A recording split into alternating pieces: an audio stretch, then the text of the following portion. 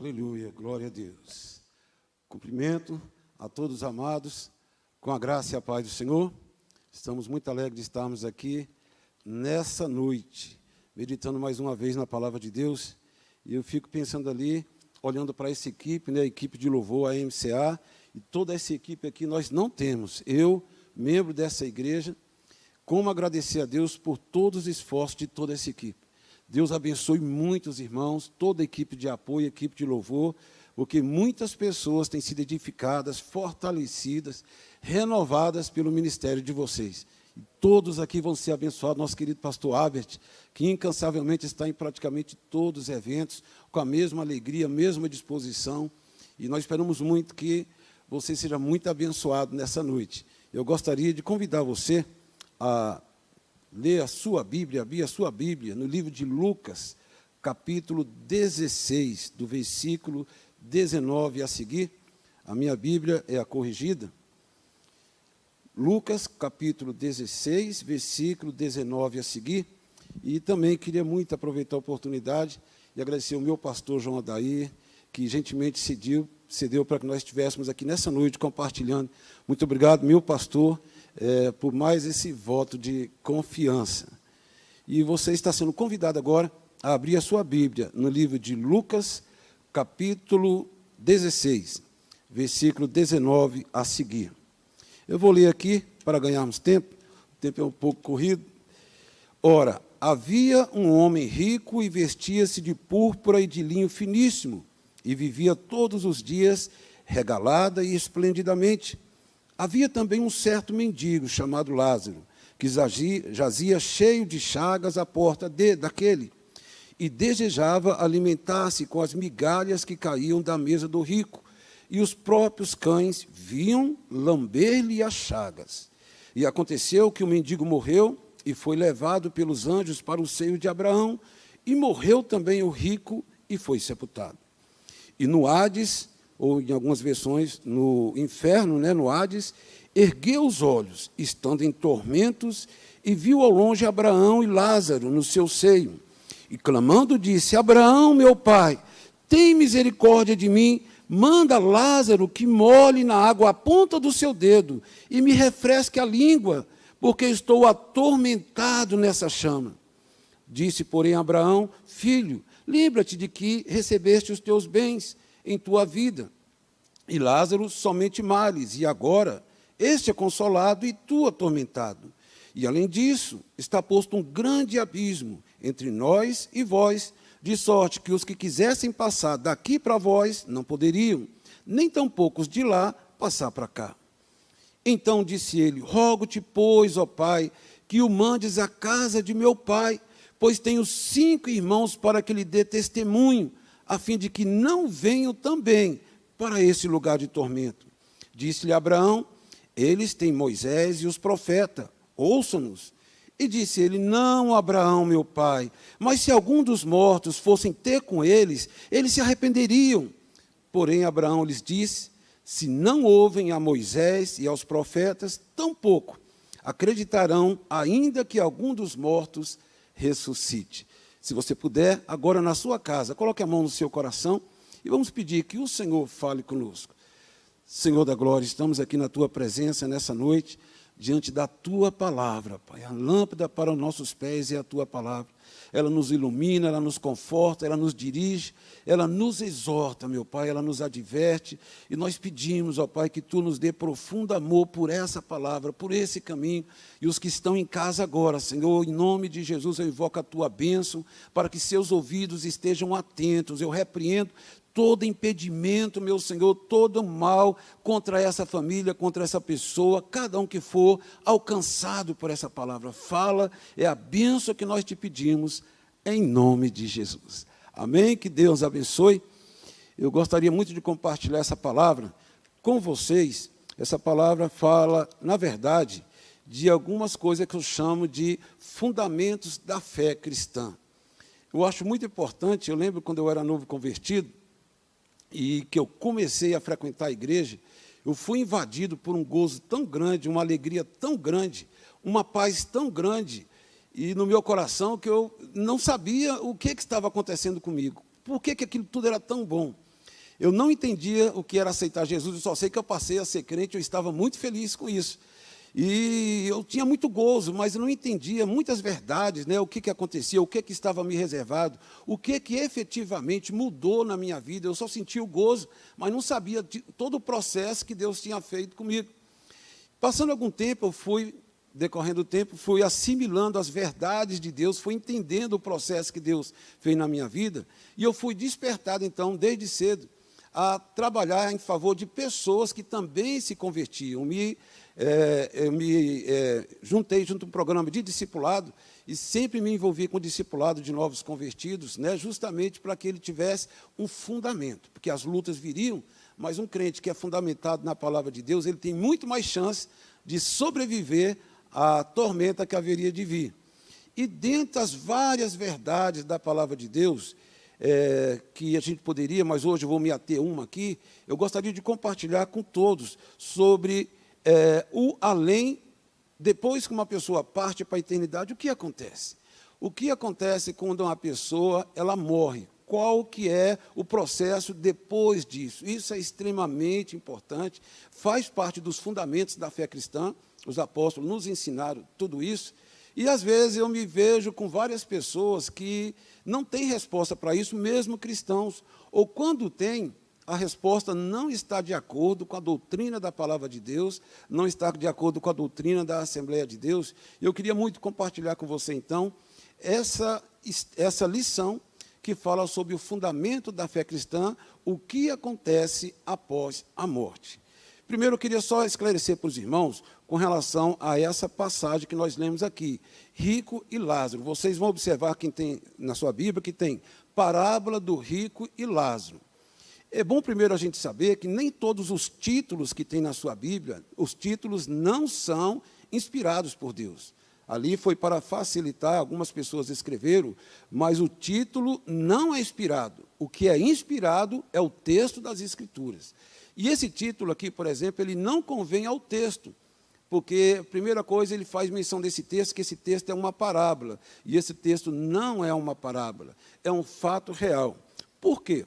Quando Jesus cita uma parábola, Jesus usa o recurso da parábola para ensinar fatos do cotidiano com uma aplicação espiritual. Esse é o propósito de uma parábola, né? Então, Jesus usa coisas do dia a dia, né? Um homem lançou uma semente, ou um homem era muito rico, alguma coisa assim nesse sentido. Essas parábolas são impessoais, nem nome tem. Jesus usa um cotidiano da vida para trazer uma aplicação espiritual. Nesse caso, não é esse caso aqui.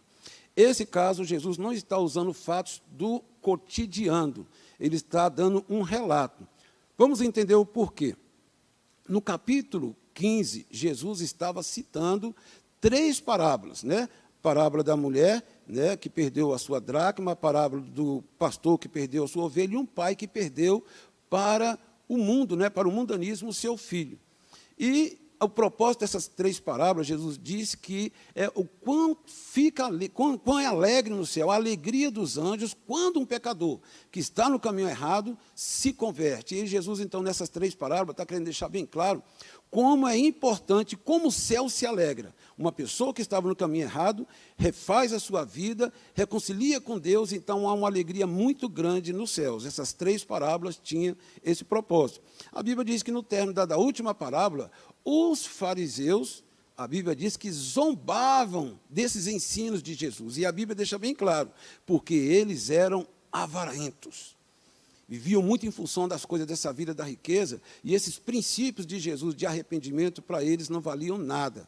Justamente em função disso, é que Jesus, então, vai contar uma história, não uma parábola. Eles eram avarentos, Jesus, então, vai narrar uma história de um evento que aconteceu na eternidade, e, nesse sentido, Jesus tinha toda a autoridade, porque Jesus veio de lá. A Bíblia diz que ele veio buscar e salvar o que se havia perdido. Ele estava lá, ele contemplava. Então, em atenção à situação daqueles homens pecadores que eram os avarentos, Jesus vai relatar a história de um homem que também era avarento. E o que aconteceu com ele, qual foi o destino dele na eternidade. Então, é muito importante nós sabermos que isso aqui não se trata de uma parábola. Parábola, ela requer que os ouvintes parem para entender. e tentar buscar em Deus com humildade, Senhor, o que o Senhor está querendo dizer? É a natureza de uma parábola. Mas esse caso aqui, não há nada que ser entendido, Jesus está contando um fato, uma narrativa.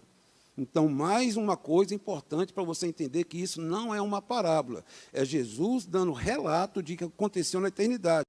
Tanto é que as parábolas não têm nomes, as parábolas são impessoais. Né? Jesus fala, havia um certo homem, né? Ou um fazendeiro, alguma coisa, mas nesse caso não. Jesus está dando o nome dos personagens. Ele fala de um rico, que ele era tão desprezível para Deus, infelizmente, que o Senhor nem quis dar o nome dele, mas deu o nome de Lázaro. E deu o nome de Abraão também.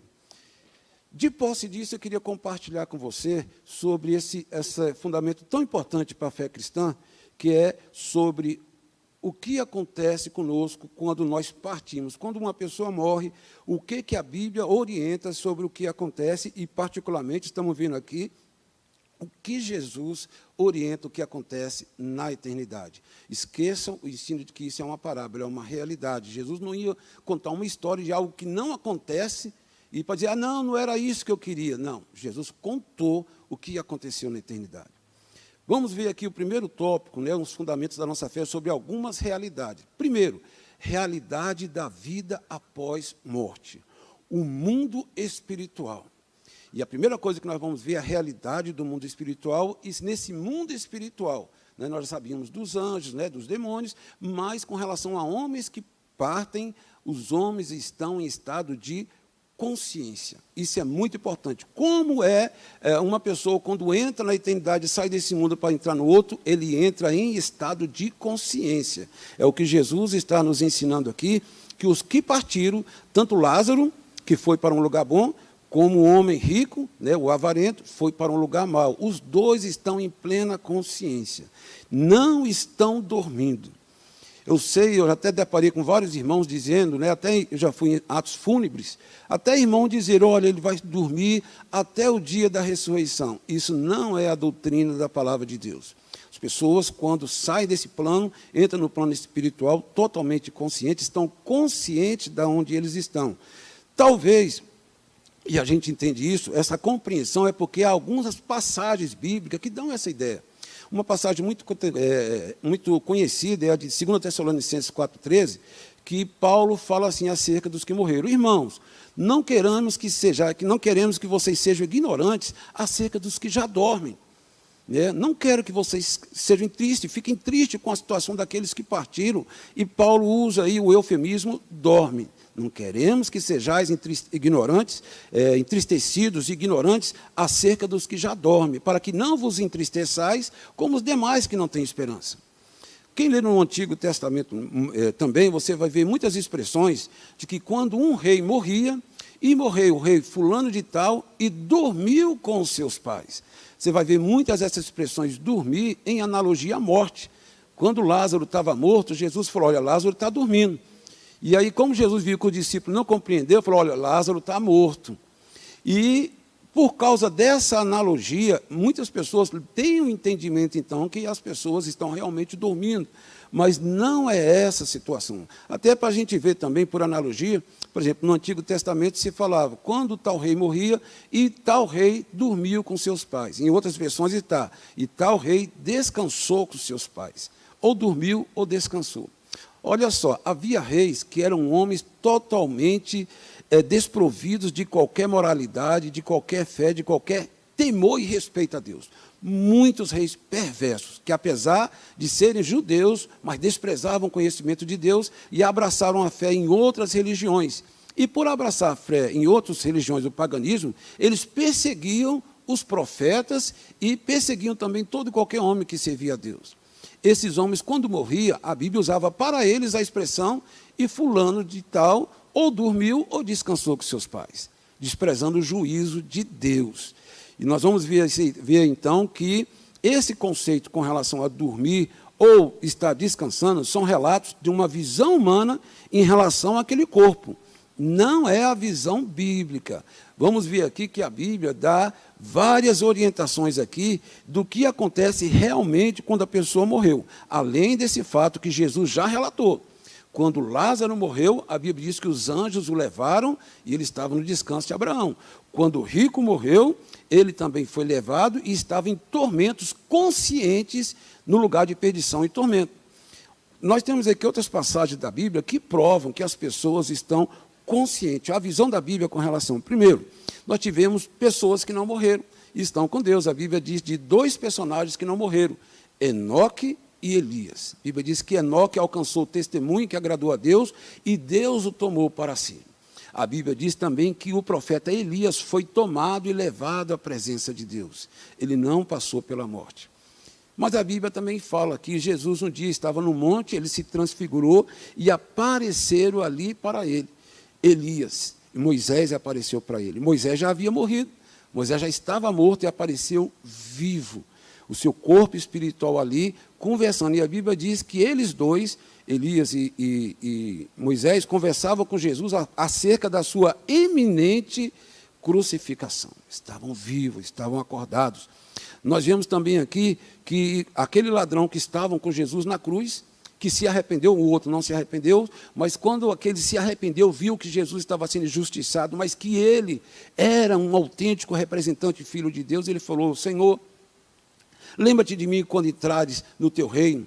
A Bíblia diz que Jesus olhou para ele e falou: hoje tu estarás comigo no paraíso. Nem Jesus ia estar dormindo no paraíso, porque ele ia voltar, e nem aquele homem ia estar em estado de consciência. A Bíblia ainda fala muitos exemplos, né, sobre as almas dos mártires que morreram lá no livro de Apocalipse, que João viu uma multidão de branco, né, o Senhor permitiu que ele visse uma multidão muito grande de branco, homens, milhares de homens e mulheres. E ali o anjo perguntou: você sabe quem são eles, João? Ele disse: não, Senhor, esses são os que vieram da grande tribulação. Lavaram as suas vestiduras no sangue do Cordeiro, estão na presença de Deus, louvando e engrandecendo o nome do Senhor. Então, você que está me assistindo aqui, nesse momento, você que é servo de Deus, quando você partir, e eu tenho experiência com pessoas que já partiram, e elas já viram o Senhor vindo buscar, elas já estavam sentindo a glória se acercarem dela. Esse é o destino daqueles que perseveram em servir, em adorar o Senhor, em se afastar do erro. Eles entram na dimensão espiritual, não estão dormindo, eles já estão glorificando a Deus por essa nova situação. Então, a primeira coisa, a realidade da vida após morte. Há uma realidade de vida espiritual, não tem essa doutrina de que morreu, nós somos iguais aos cachorros, que morreu, tudo acabou. Não. Morreu, a Bíblia diz que nós somos corpo, alma e espírito. E a Bíblia diz que o corpo desce, vira pó, e o espírito volta para Deus que o deu na eternidade. Não somos como animais. Os animais têm alma. Os homens têm corpo, alma e espírito. Os animais têm alma, que é o fôlego de vida. Nós temos o fôlego de vida. Nós temos o espírito que nos identifica com Deus. Então, é muito importante nós passarmos sobre isso. Segunda realidade que esse texto nos mostra, realidade dos destinos. Vimos aí, primeiro, o descanso para os justos. Lázaro, nós vimos aí então que a Bíblia diz que o anjo o levou para o seio de Abraão, lugar de descanso. Lázaro agora estava numa nova dimensão, e eu queria só deixar claro para os irmãos que Lázaro, ele não foi para o seio de Abraão, para o lugar de descanso, porque ele era pobre. Ele era, com certeza, um homem que na sua pobreza, na sua miséria, não ficou duvidando de Deus. Se Deus existe, eu não passaria por tudo isso. Ele suportou todas as agruras da vida, ele suportou as humilhações, suportou tudo que ele tinha de adversidade na vida, mas ele fazia igual Jó, quando Jó perdeu tudo.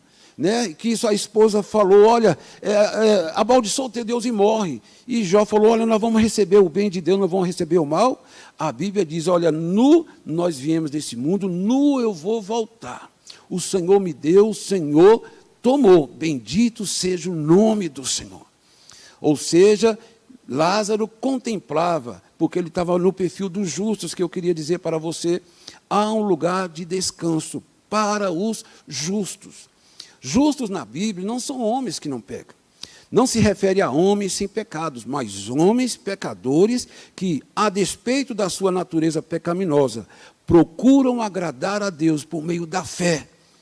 Eles não deixam de acreditar no Senhor, mesmo na adversidade na sua vida. amam os mandamentos de Deus. O salmista Davi fala demais: Senhor, quanto amo a tua lei, elas são a minha meditação noite e dia, elas me ensinam no caminho que eu devo andar. Procuram levar uma vida íntegra e de obediência, desviando-se do mal. É muito importante, então, ver que justo na Bíblia, os justos que a Bíblia diz, viste meu servo Jó, homem fiel e justo que se desvia do mal, os pais de João Batista, que eram Zacarias e Isabel, a Bíblia diz que eram ambos justos perante Deus. Justos, no contexto bíblico, não é homem sem pecado.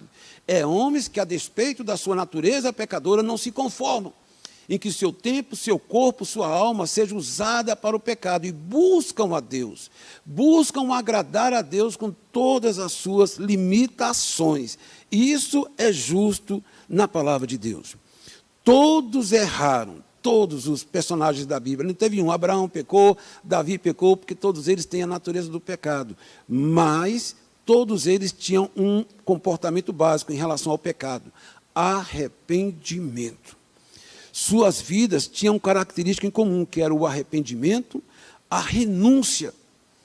Renúncia pessoal, podiam viver uma vida desregrada, tinham oportunidade de viver como muitos, né? Na prostituição, na orgia, na avareza, em várias coisas, mas eles meditavam na palavra de Deus, o valor eterno das coisas boas, e preferiram essas coisas boas. E ficaram na renúncia e tinham uma firme fé em um mundo melhor preparado por Deus. Queria que você também ficasse bem, com sua fé bem consistente, que o que motivavam aqueles homens, aquelas mulheres, que João viu de branco na presença de Deus hoje, que aquele Lázaro representa, pois estava na presença, o que eles tinham em comum? Renúncia. Tinham em comum uma rejeição com relação à prática do mal, da injustiça. Tinham em comum temor a Deus. Tinham em comum amor a Deus, tinham em comum uma fé persistente, tanto em Deus, como na retribuição que Deus vai dar aos que se desviam do mal. E qual é essa retribuição que eles tinham? Uma nova pátria. Olha o que diz Hebreus capítulo 11, versículo 13 e 16, é muito maravilhoso. Todos esses morreram na fé. No capítulo 11 é a galeria dos heróis da fé, de homens e mulheres, servos de Deus que morreram, muitos até martirizados. Mas olha o que ele fala sobre esses homens que morreram, né? Muitas vezes até debaixo de uma injustiça, mas perseveraram. Olha o que diz Hebreus sobre esses homens e mulheres de fé. Todos esses morreram na fé, sem terem recebido as promessas, mas, vendo-as de longe e crendo e abraçando-as, confessaram que eram estrangeiros e peregrinos na terra. Porque os que isso dizem, claramente mostram que buscam uma pátria. Aqueles que falam: olha, eu estou nesse mundo, mas eu não sou desse mundo. Por isso eu não sigo tudo que esse mundo está fazendo, porque eu não sou desse mundo. Por isso eu não me apego a muitas coisas desse mundo, porque eu não sou desse mundo. É o que esse versículo diz. E continua.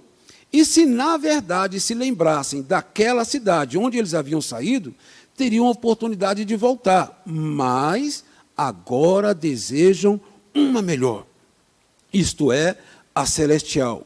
Por isso também Deus não se envergonha deles, de se chamar seu Deus, porque já lhes preparou uma cidade. Está vendo a promessa de Deus? E eu queria dizer para você que essas pessoas que hoje estão na presença de Deus, que hoje estão em descanso, não são melhores e piores do que ninguém aqui nessa plateia.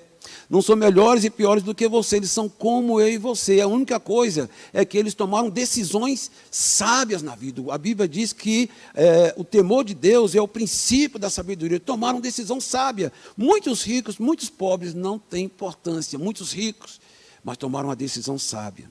Amar a Deus, servir a Deus e crer nas promessas de Deus que o Senhor daria uma recompensa. Hoje aqui na abertura ali que o nosso pastor Abit, ele falou sobre o juízo de Deus. O Senhor vai retribuir, né, para quem perseverou em fazer o bem. Esses personagens, eu queria dizer que muitos até nasceram. Eu falei para vocês que haviam reis maus, reis perversos, mas esses filhos tiveram esses pais, o ensino dos seus pais, mas rejeitaram.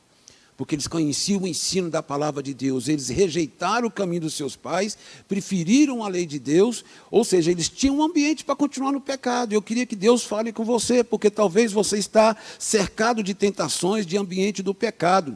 Fique do lado das pessoas que perseveraram em seguir o bem, fique do lado das pessoas que amam os caminhos do Senhor, porque essas pessoas que hoje estão de branco tinham um ambiente também de perdição.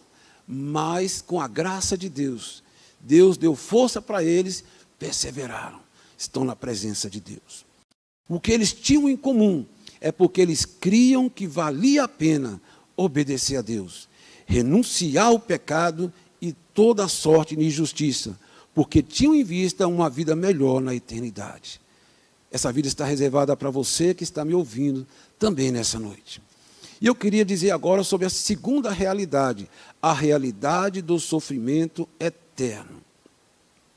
O caso do rico dessa passagem, também, assim como o que levou aquele homem, Lázaro, está no céu, não foi porque ele era pobre, foi por, com certeza, ele ser um homem temente a Deus. Vamos ver que também que esse rico, ele tinha o pecado da avareza, porque Jesus usou o exemplo dele para servir de exemplo para os fariseus que eram avarentos, para dizer qual foi a consequência de viver sob a avareza. Mas eu queria dizer um pouco mais sobre o sofrimento eterno, que apesar de o Senhor dar destaque para o caso desse rico que está lá, principalmente por causa da avareza, mas vamos ver aqui que no contexto da Bíblia, não há uma coisa específica dizendo foi só por isso que uma pessoa foi. Há um conjunto de atitudes e comportamentos que as pessoas tomam aqui, e essas escolhas, essas atitudes é que vão motivar como será a sua eternidade. Eu classifiquei aqui algumas coisas que a Bíblia diz que pode levar à perdição. Primeiro, eu coloquei aqui a incredulidade e a rejeição da verdade. Rejeitar a mensagem do Evangelho e as ordenanças da palavra de Deus levam à perdição. Ah, mas eu nunca roubei, nunca matei, eu não sou avarento, eu gosto das pessoas. Mas a Bíblia diz que o nosso manual é a palavra de Deus. Eu tenho que ser guiado por essa palavra, eu tenho que acatar as orientações diversas da palavra de Deus sobre como eu devo andar e agradar a Deus. A palavra eu acho para Deus não tem sentido nenhum. Eu acho que se eu fizer isso está bom. Não acha. Leia a Bíblia. E nessa noite a Bíblia fala com você sobre algumas atitudes, comportamentos e escolhas que levam à perdição. Vou ler alguns textos aqui para você, tá certo? Primeiro, nós vimos aqui que a incredulidade e a rejeição da verdade de Deus, da palavra de Deus. Olha o que o próprio Jesus falou. Está em João, capítulo 3, versículo 17 a 19. Jesus falou: porque Deus enviou o seu Filho, que era Jesus, ao mundo, não para que condenasse o mundo, mas para que o mundo fosse salvo por ele. Agora, olha o que Jesus continua dizendo. Quem nele crê não é condenado, mas quem nele não crê já está condenado, porquanto não crê no nome do unigênito Filho de Deus. E a condenação é esta, que a luz veio ao mundo e os homens amaram mais as trevas do que a luz, porque as suas obras eram más. Primeiro grupo que eu estou falando aqui, que o que pode levar a uma condenação, incredulidade e rejeição da verdade. E Jesus diz, eu sou o caminho, a verdade e a vida. Crer que Jesus é verdade é extremamente importante, mas crer nas verdades que Jesus ensina é muito importante também. E a Bíblia diz ali que Deus enviou Jesus, e os judeus não creram nele. Falaram, olha, o Filho do Homem, Deus enviou o Filho para vir, e quem nele não crê, já está condenado. Não, mas lá na Ásia, o ensino é que existe outro equivalente a Jesus. Não. A Bíblia diz, ide por todo mundo, pregai o Evangelho a toda criatura, por todo mundo. Ide por todo mundo, pregai o Evangelho a toda criatura. Quem crê e for batizado será salvo, quem não crê será condenado. Então, nós estamos vendo que um elemento de condenação pode ser rejeitar a Cristo e a sua palavra, como o próprio Jesus diz, quem nele crê não é condenado, mas quem não crê já está condenado, ele está vivo, ele está se alimentando, está comendo, ele está aqui respirando, mas está morto espiritualmente. Quem nele não crê já está condenado, porquanto não crê no unigênito Filho de Deus, e nos ensinos de Jesus também. Segundo, prática do pecado. Então, nós vemos aqui, o primeiro grupo que pode levar a uma perdição, primeiro é rejeitar a verdade e rejeitar Cristo como a verdade, os seus ensinos e o seu evangelho. Mas também, existe também a questão do pecado. É muito importante, nós temos essa ideia que, no caso aquele homem, foi pela avareza, mas com certeza, com a avareza, acompanhou ele outros pecados. E eu queria deixar aqui um versículo muito claro, porque às vezes a gente pensa que um pecado pontual não tem problema. Então, vamos ver aqui uma visão ampliada da Bíblia, do que a Bíblia diz que é pecado também, e que às vezes pode estar fazendo parte da minha vida. Eu posso frequentar a igreja, sou dizimista da igreja, não perco os cultos, mas posso ter essas atitudes do pecado. E eu queria que você ouvisse bem o que diz a palavra de Deus. Está bem assim em 1 Coríntios, capítulo 6, versículo 9, versículo 10. Não sabeis que os injustos não herdarão o reino de Deus? Não erreis, nem os devassos, o promíscuo, nem os idólatras, nem os adúlteros, nem os efeminados, nem os sodomitas, nem os ladrões, nem os avarentos, nem os bêbados, nem os maldizentes, nem os roubadores herdarão o reino de Deus. Estou classificando aqui algum grupo de orientação que Paulo dá sobre práticas que, naquela sociedade, era comum. Era comum a promiscuidade, era comum a devassidão, era comum o homossexualismo, era comum tudo. Todo tipo de relacionamento era comum. E ele está dizendo aqui, olha, vocês fiquem sabendo que os devassos, nem os impuros, e aquele classificou todos eles, nem adúlteros, herdarão o reino de Deus. Bêbados, que querem, destroem a sua vida sobre o álcool ou sobre qualquer outro vício. A Bíblia diz que quem destruir o templo do Espírito Santo, Deus o destruirá. Então, ele está classificando aqui alguns dos comportamentos comuns da sociedade e que, aos olhos de Deus, estão sob condenação. Mas aqui também tem Gálatas, capítulo 5, outros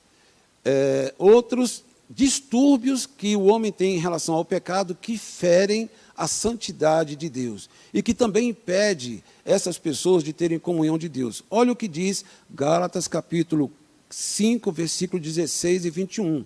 Ali Paulo está dando orientações sobre obra da carne e obra do Espírito. Obra da carne, para Paulo, era a manifestação da natureza do pecado em nós.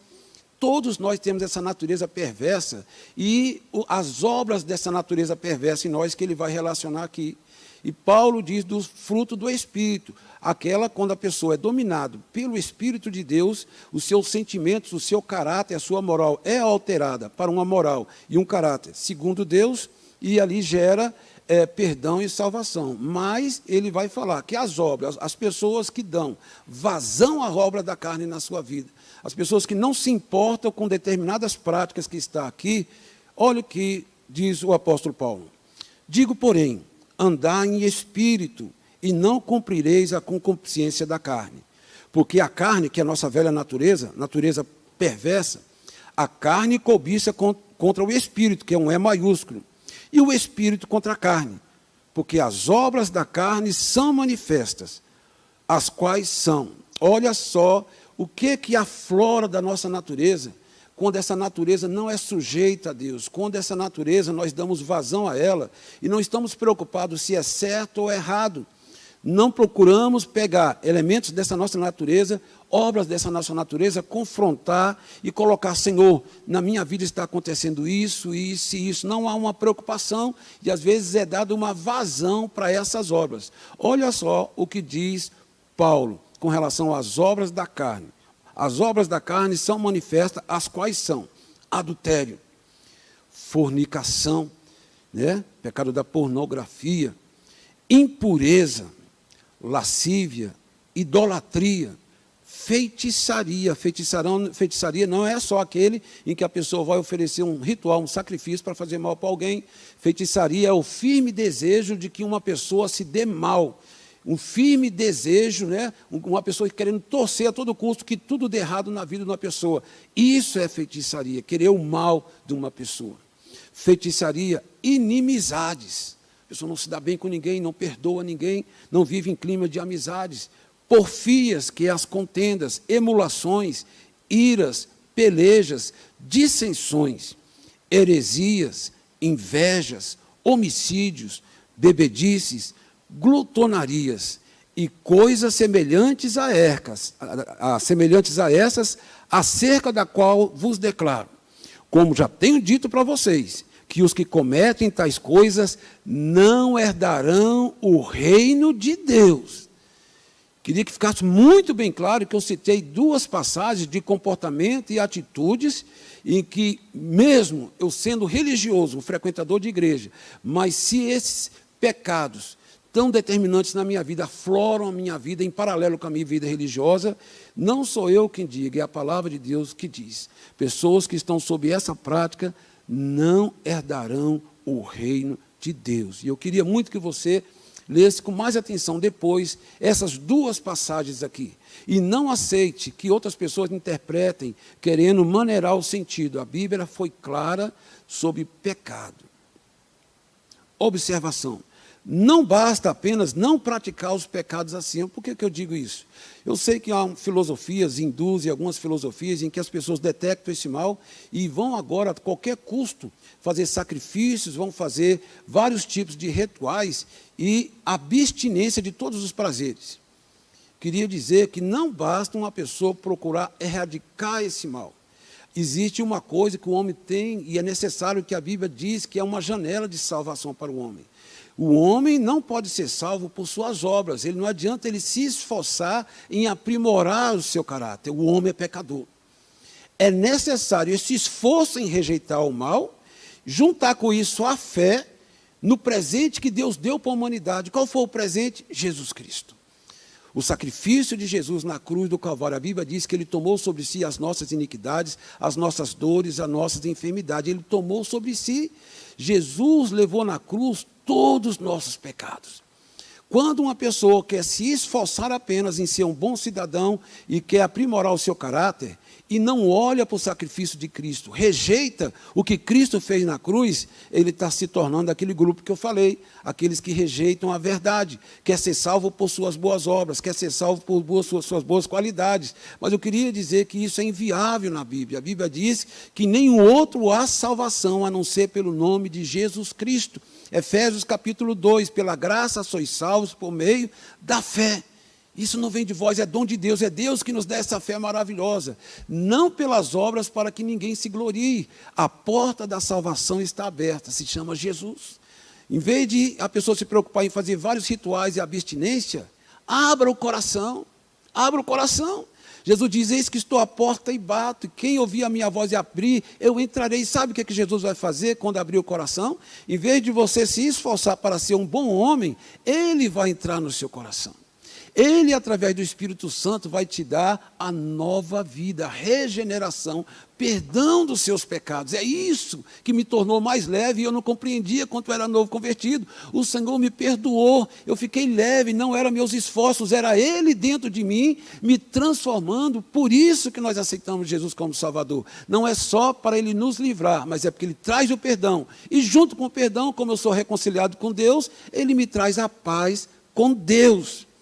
Queria deixar para vocês, muito importante, para concluir, eu queria dizer, com base nesse trecho, nessa passagem, após a morte, não há possibilidade de se fazer nada por si mesmo. É extremamente importante você não se deixar enganado. Após a morte, Jesus diz, quem nele não crê já está condenado. Ide por todo mundo pregar o evangelho. Quem crê, a toda criatura, quem crê e for batizado será salvo, quem não crê será condenado. E a condenação de Deus se dá pela atitude do homem nessa vida. Rejeitou a Cristo, o Senhor falou, está condenado, situação de condenado.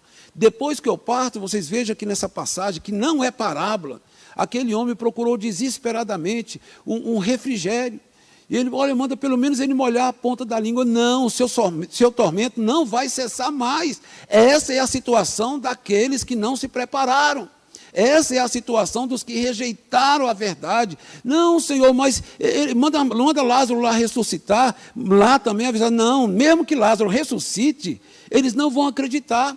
E eles também têm a lei em Moisés, ou seja, isso que nós estamos fazendo hoje à noite, pregando a palavra de Deus, é o que aquele homem tinha no Antigo Testamento. O Antigo Testamento. Eles têm Moisés e a lei, que eles leiam, que eles tirem tempo. Essa pandemia está sendo, de certa forma, uma bênção. Quem não tinha tempo para buscar Deus, hoje Deus está te dando tempo. E a Bíblia diz, né, escapa-te por tua vida. A Bíblia diz, né, que prepara-te para te encontrares com teu Deus hoje. Renova teu propósito de ler a Bíblia novamente. Renova teu propósito de dizer assim, Senhor, eu vou voltar a orar, vou buscar a tua face, Senhor, eu vou procurar conhecer. Abandona todo livro que não é a Bíblia, que te ensina diferente, porque você vai ser julgado por esse livro. Então não há nada. Após a morte não há possibilidade de se fazer nada por si mesmo. Não vou poder entrar mais no mérito porque o tempo passou, mas o livro de Hebreus diz muito claro, aos homens está ordenado morrer uma vez, vindo depois disso o juízo. E é muito importante, após a morte não há nada que se possa fazer por quem morreu. Muito importante você saber disso. Se a pessoa não pode fazer nada lá, você também não pode fazer. Porque se tinha alguém que podia fazer alguma coisa por quem vai para a eternidade, é Jesus. Jesus já fez.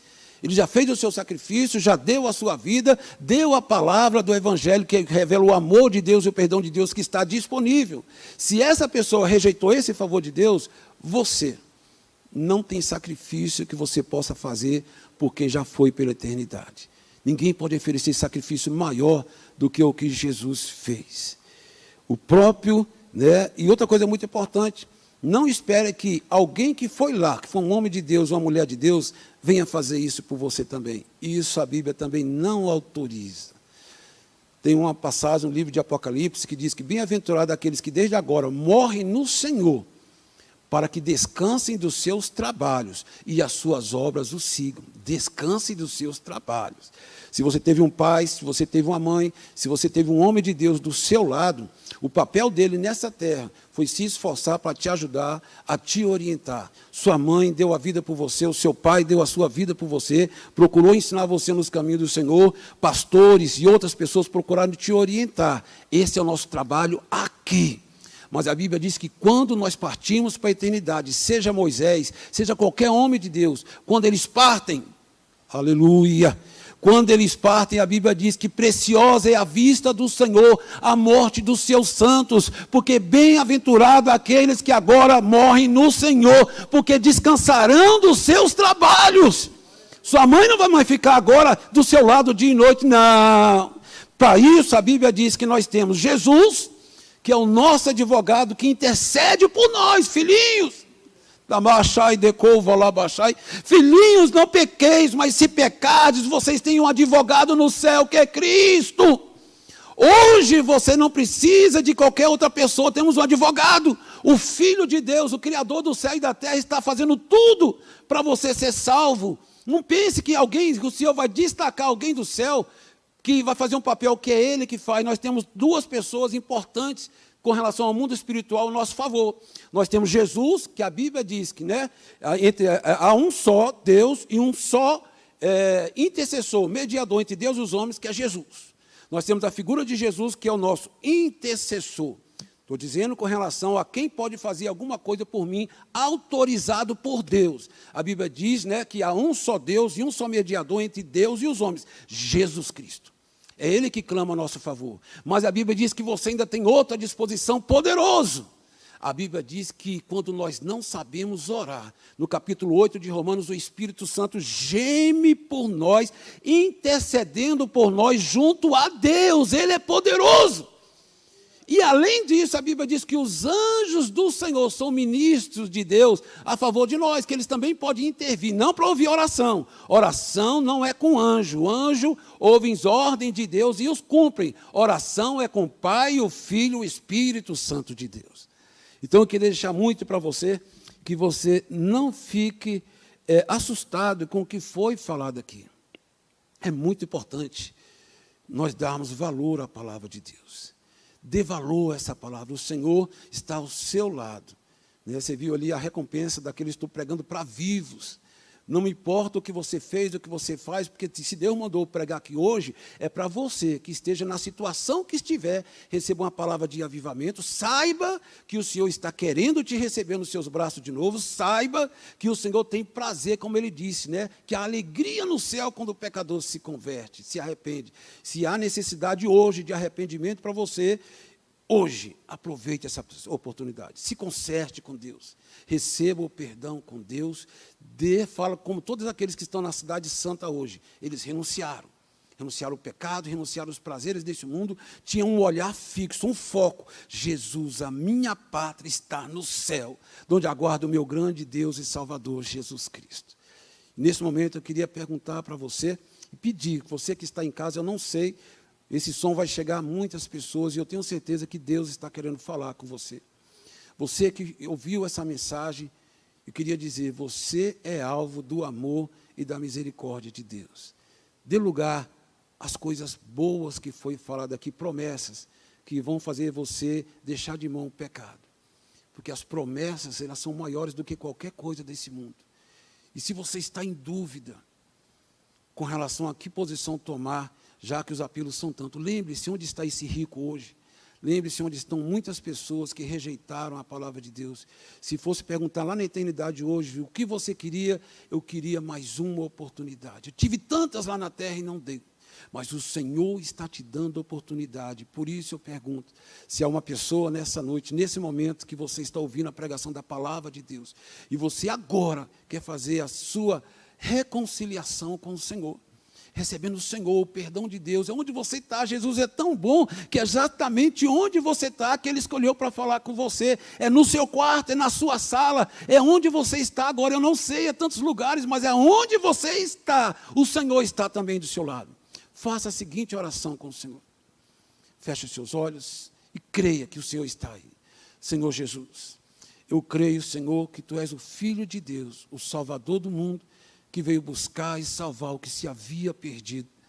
Nesse momento, Senhor, assim como aqueles pecadores chamados Pedro, Madalena e tantos outros do passado, abriram seu coração para Ti, eu também abro o meu coração para Ti, Te recebendo como meu Senhor, como meu Salvador, o meu amigo, o meu advogado, aquele que vai me ajudar nas minhas dificuldades, que serão tantas, mas eu vi pela Tua palavra de que Tu estarás comigo, o Senhor vai me ajudar. E eu invoco e agora Te recebo como meu Senhor e meu Salvador. Aqueles que estão reconciliando com o Senhor também, levante a sua mão e coloque a sua mão no seu coração. Senhor da glória, nesse momento, Senhor, eu apresento a vida dessa ovelha que Tu conheces. Esse som chegou a ela porque Tu está dando oportunidade para ela. Eu repreendo toda ação do inimigo na sua vida, todo espírito de derrota, todo espírito de fracasso, todo espírito de vício, sai agora, seja agora quebrado e expulso pelo poder do nome de Jesus. E aonde você está, o poder que entra na sua casa, na sua vida, é o poder de Jesus Cristo que veio para destruir as obras do diabo. Que você receba agora perdão de Deus. Se você agora está reconciliando com o Senhor, receba a graça, perdão e a paz do Senhor, em nome de Jesus. O Senhor te abençoe e te guarde, em nome de Jesus.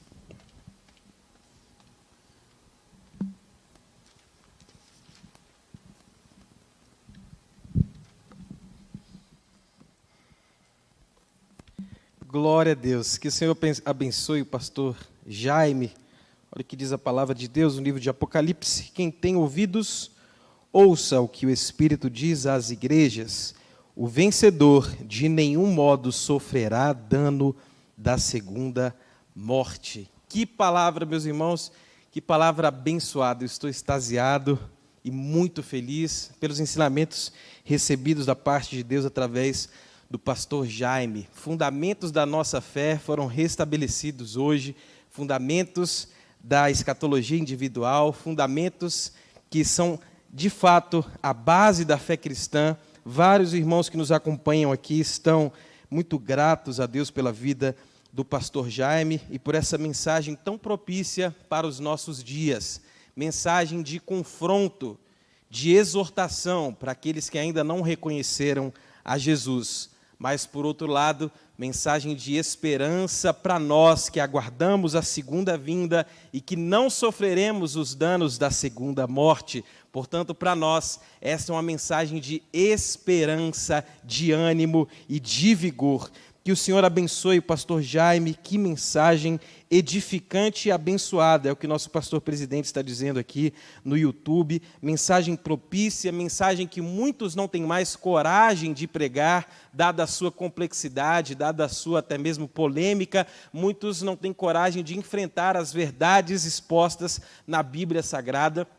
Mas, glória a Deus, que ainda há profetas em Israel. Deus abençoe, pastor Jaime, muito obrigado, que o Senhor continue te usando poderosamente com unção, com graça, e glória a Deus pelo campo da catedral, que ainda preserva a cultura do culto de doutrina, do culto de ensino, culto este fundamental para todos nós cristãos. Não seja um crente de domingo apenas, querido irmão, não falte e não perca as nossas transmissões do culto de ensino, nem tampouco da escola bíblica dominical, porque são nesses cultos que a nossa fé é estabelecida, que a nossa fé fica alicerçada na rocha, que é Jesus Cristo, através do ensino e da prática da palavra de Deus. Que bênção! Apenas quero reiterar alguns anúncios, né? Nesse sábado teremos o nosso conselho ministerial para todos os pastores e obreiros do campo da catedral, nesse sábado, dia 8 às 14 horas. Além do mais, no domingo, dia 9, teremos a presença do pastor e cantor Samuel Mariano aqui conosco na Catedral Baleia.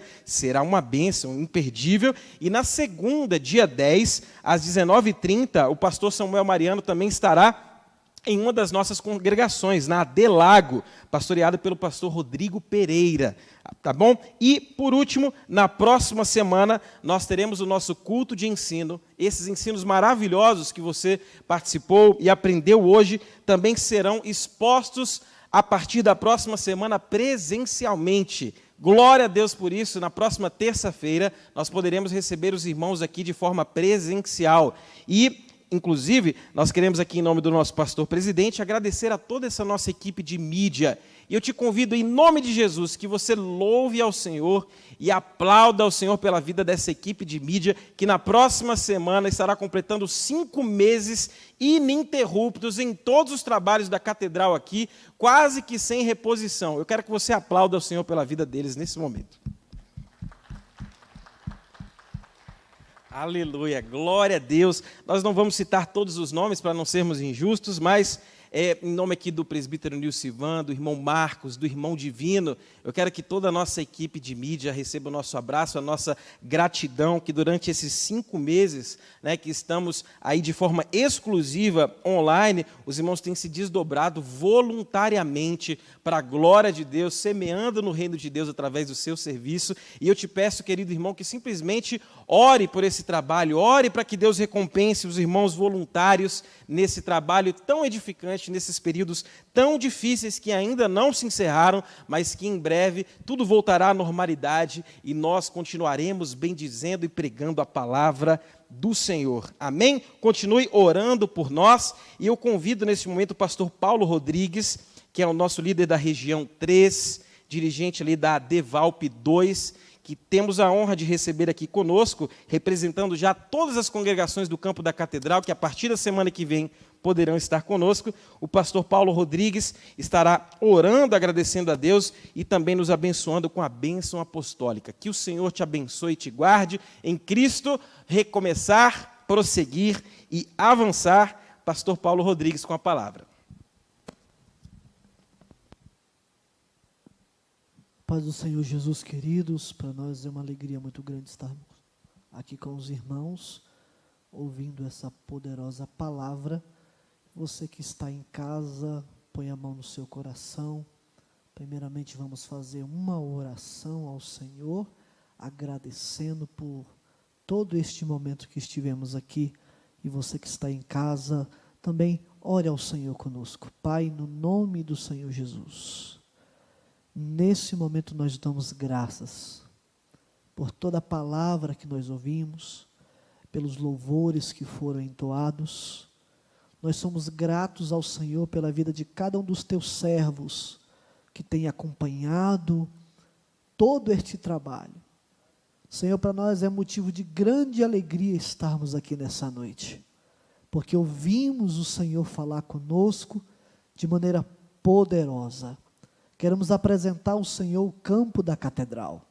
Toma, Senhor, a vida do nosso pastor presidente, pastor João Adair, pastora Kátia, são os nossos pastores.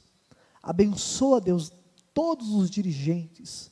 Toma esse campo nas tuas mãos e que o teu nome, ó Senhor, venha a ser engrandecido, venha a ser glorificado e o teu nome venha a ser exaltado. Pai, é no nome do Senhor Jesus que nós assim rendemos graças, te louvamos e te agradecemos, em nome do Senhor Jesus. Que o grande amor de Deus, nosso Pai, a graça do Senhor Jesus, a comunhão e consolação do Espírito Santo de Deus, seja com todo o povo de Deus espalhado sobre a face da terra, não somente hoje, mas para todo e todo sempre. Amém. Você que está em casa, diga amém e aplauda e glorifique o nome do Senhor Jesus. Amém.